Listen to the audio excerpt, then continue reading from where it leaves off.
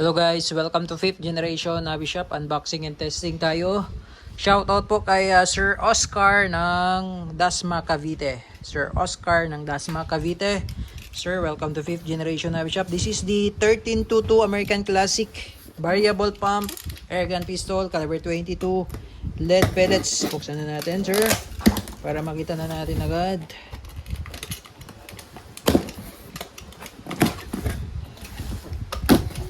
So, ito yung mga inclusion sa unit out of the box.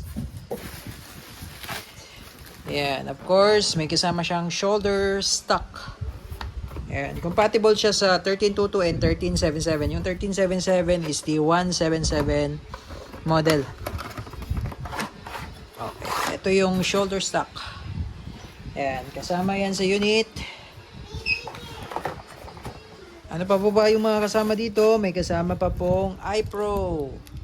Isang iPro ni Radiance. And also comes with ammo pouch by Crossman. Lagayan ng bala, pellet. And also comes with pointed caliber 22, 14.3 grains, 175 shots, pointed pellets. Ayan. Pointed by Crossman. Pointed pellets. And of course, the unit American Classic 1322 variable pump. So, bali pa pump po natin ito, no? Regardless of the pump, now take note po, regardless of the pump is equal to 1 shot. So, kung ipapump nyo siya ng 10 pumps, that's the maximum pump. Maximum pump. So, is equal to 1 shot. Mas malakas nga lang. Kung ipapump nyo naman siya ng mas mababa, like for example, 5 pumps, is equal to 1 shot also, pero mas mababa yung EPS. Okay, so ipapump natin siya ng malambot lang siyang ipump.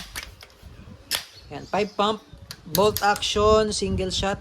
Dito po niloload yung pellet, yung bala. Yan, tapos ito naman po yung safety. And push nyo lang for fire, and then sa kabila naman, crossbolt po yan, push nyo po for safe. And safe, push nyo for fire. Malakas din. So kung ipapump nyo naman siya ng 10 pumps, 1, 2, 3, 4, 5, 6, 7, 8, 9, 10 pumps. Okay, so bawal lang pong paputukin ng walang bala. So 10 pumps po yung ginawa natin. So regardless of the pump is equal to 1 shot. Load lang tayo ng lead pellets 5.5 mm yan. 5.5 mm. Yan. Caliber 22. Ito yung caliber 22 lead pellets. Load lang. Yan.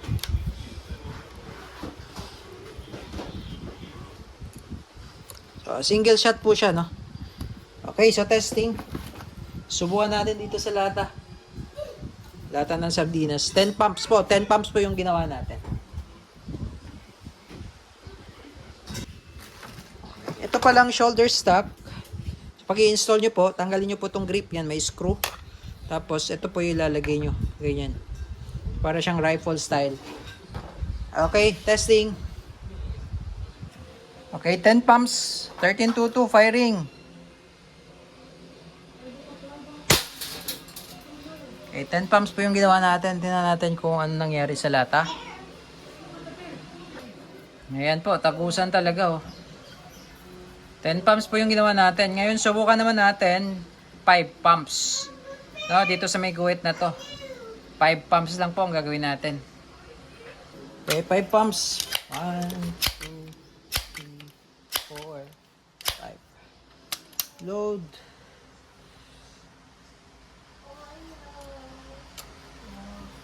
Okay. So, 5 pumps po yung ginawa natin. Subukan natin sa 5 pumps. Firing.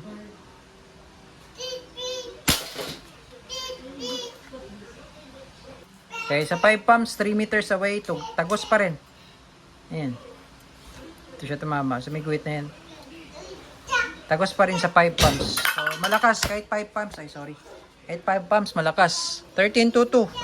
American Classic variable pump.